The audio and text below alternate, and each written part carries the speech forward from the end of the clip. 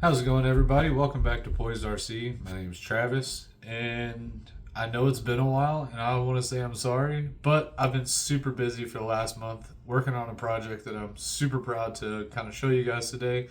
So today we're going to do a build breakdown of my 2026 ProMod buggy car. So I sold my Speedy D1, which is what I used through all of 2025 for the ProMod class.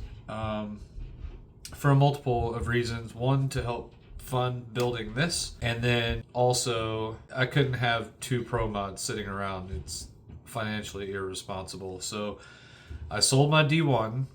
I love that car. It was great, but it's time to move on to a more competition-focused vehicle, and I've done that here, and I'm really excited to show you guys what I did. All right, welcome to my dirty bench. This is my 2026 ProMod buggy build. Just to go over a quick scope, it is a Kalif chassis by Colorado Adventure Club.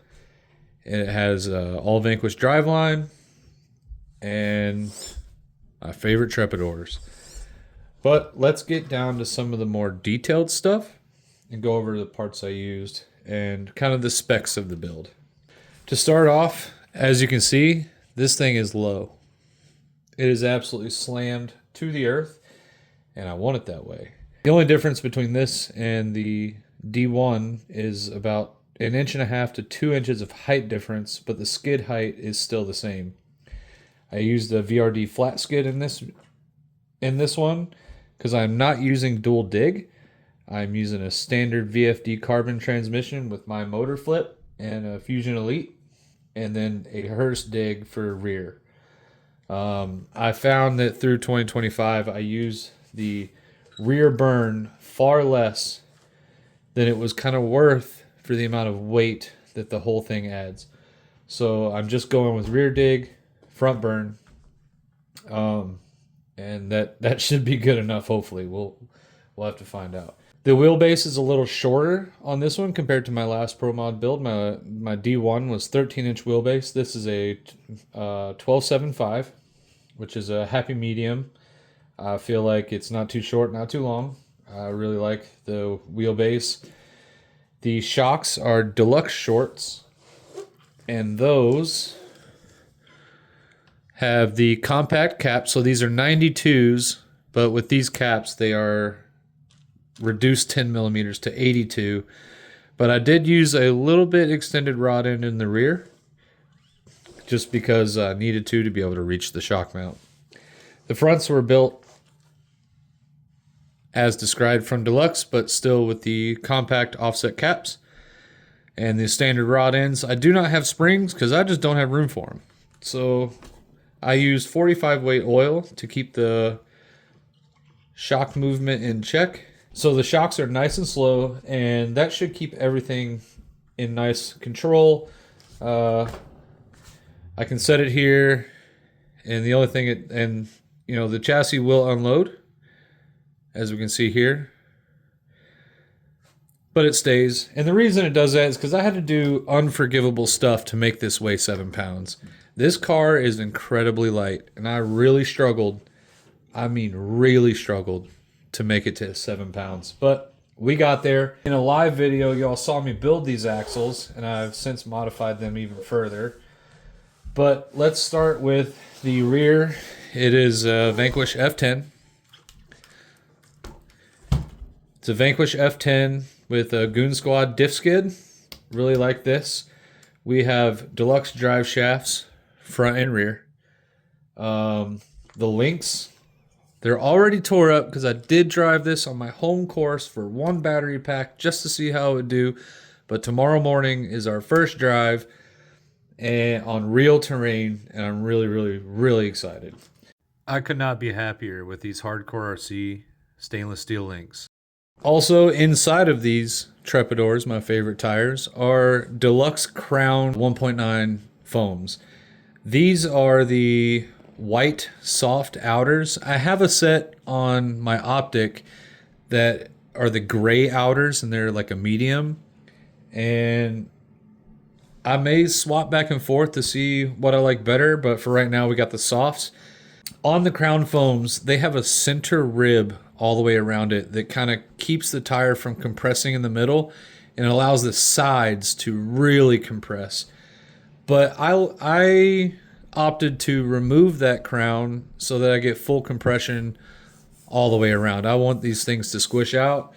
And that's why they're riding like they're 47-inch tires that are aired down to 5 psi. So that and having 4.5 pounds sitting on this is probably why they're like that too. But like I said, really excited. F10 front, F10 rear. The servo is a Reefs 1100 Smart fed by their BEC. So I have their BEC inside. The Fusion Pro. And that's pretty much all the electronics. There's not much more to it. I wanted this to be super simple. This fuel cell was printed out by my friend James Dickin from Not Very Good 3D Printing. And this is where my battery will live. It goes through my interior panel and then through the back of the fuel cell. And it's held on with some magnets. Really nice little deal. The interior is custom made. My go-to license plate material for the panel up here. The dash is printed by Cody. These billet shifters, Cody made for me a long time ago, and I love these things. We got a power tank here, and then our power switch is going to live right beside our driver. Speaking of our driver, he navigated out of the D1 and into this car. I did opt to switch to a different steering wheel from an Optic than the one that came with the interior. And I made my own Lexan panels. I made them to where they fit inside of the tubes instead of sitting on top of them all the way around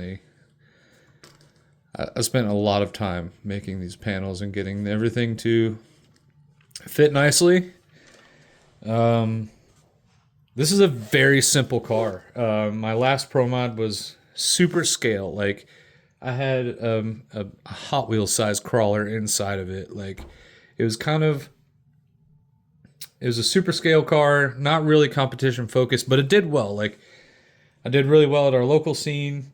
I traveled to Utah for nationals, competed out there with it.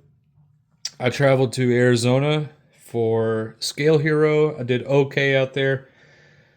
And that's kind of what prompted me to build one of these, because all of my boys out in Arizona, a lot of them have this car.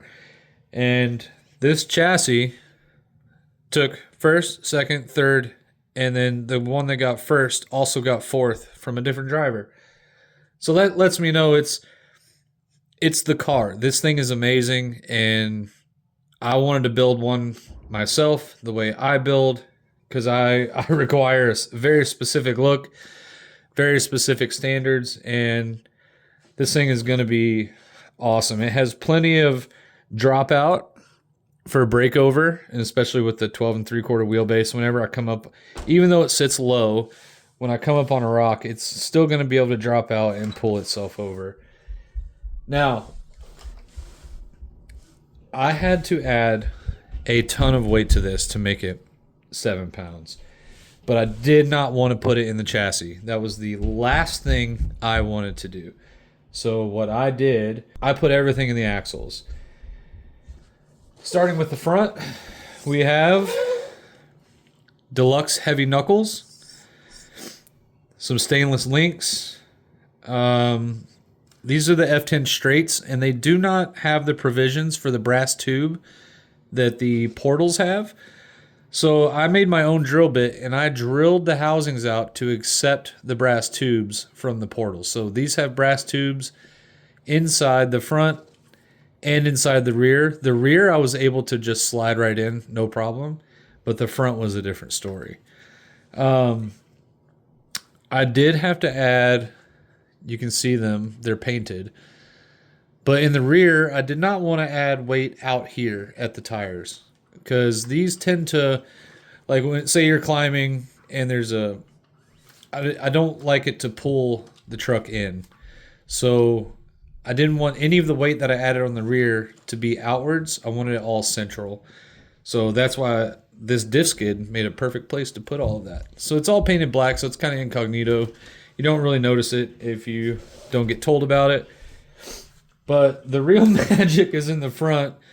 My front axle dressed up weighs 3 pounds. Of the 7, 3 of it is in the front axle alone. The rear weighs 1.5 pounds, and the whole rig weighs 7. So 4.5 pounds of the 7 pounds on the car are in the axle. So this thing is going to be glued to the earth, and I can't wait to see how stable it is. It did really good on the rocks when I did my quick little initial run. But the front I had to add, I took it to work, and I machined 3 different brass blocks to fill this void behind the axle and between the motor. It is it's ridiculous. I had to do what I had to do. You know, this car is the chassis itself is very, very light. So getting this thing to weigh 7 pounds was incredibly difficult. I also have the brass rings, the clamp rings inside. I have some brass 15 millimeter hubs. My hexes in the front are brass, the rear they are not. I've just had to do all sorts of crazy stuff to get this thing to weigh 7 pounds. That's pretty much it. There's not a whole lot to this car, but I am so happy with it because it's so simple. I gave myself as much clearance as possible on the steering rod ends, or on the steering. Like, this bolt head barely sticks out past the bumper, and that is it.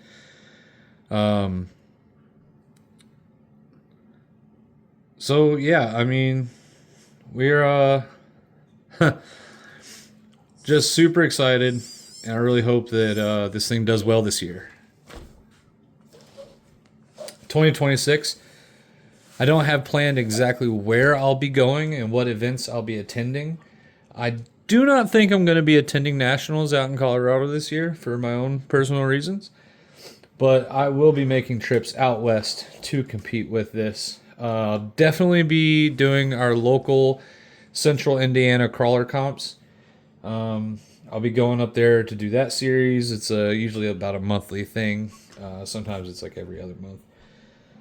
But really excited to go up there. And then I'm also going to be hosting a local series for buggies. I'm going to try to get some sponsors on board for prizes, because that seems to bring people out when there's something worth getting. So I'm going to try to get some sponsorships. Speaking of sponsorships, I got some news the other day that was incredible. Last year, when we went to Alabama, I ended up linking up with the guys from Reefs RC. I didn't know it was them at the time. Me and my buddy were just crawling with them, and we got along really, really good. And I guess they were impressed by our driving. They had some pretty incredible rigs themselves out there, and we were just having a really, really good time. And Mr. Reef asked me to be on the team, so that's super freaking cool. Team driver for Reefs RC. Also, Goon Squad RC, team driver for them as well. And the other day I received the news that I was selected from a very short list out of a lot of people as a deluxe team driver. And that's just the coolest feeling in the world. To be finally, like, the hard work recognition is finally being seen and paying off. And Poised RC is making a small name for itself. I've been working pretty hard for about the last 3.5 years trying to make Poised as good as it can be. We've been kind of, we started off in the crazy cheater, no limits section, and now while I still do love doing that, I'm kind of taking the brand in a not a different direction, but multiple directions. And we've been doing a lot of cool stuff for the scale trucks and buggies and things like that. And I'm really excited. I'm really excited for these new sponsorship opportunities and the recognition that goes with it. So very, very cool. But in the morning, going on a first drive, I can't wait to take you guys with me.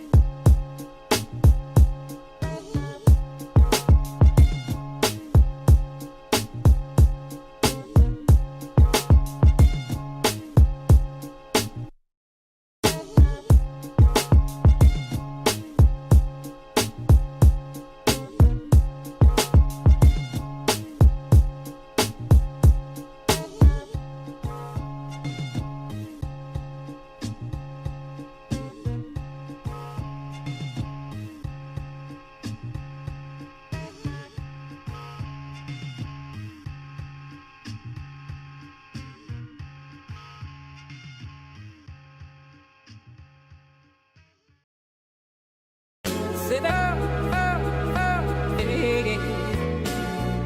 you sit down, you sit down, you sit down,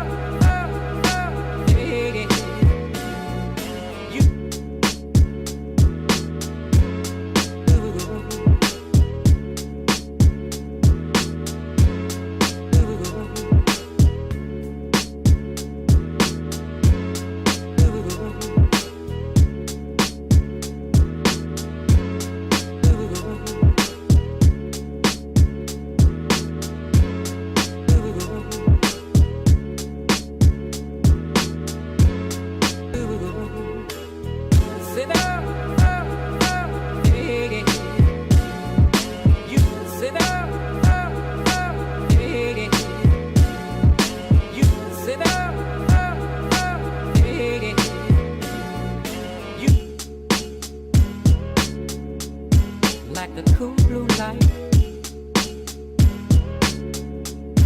like the cool blue light, like the cool blue light, like the cool blue light, like the cool blue light, like the cool blue light.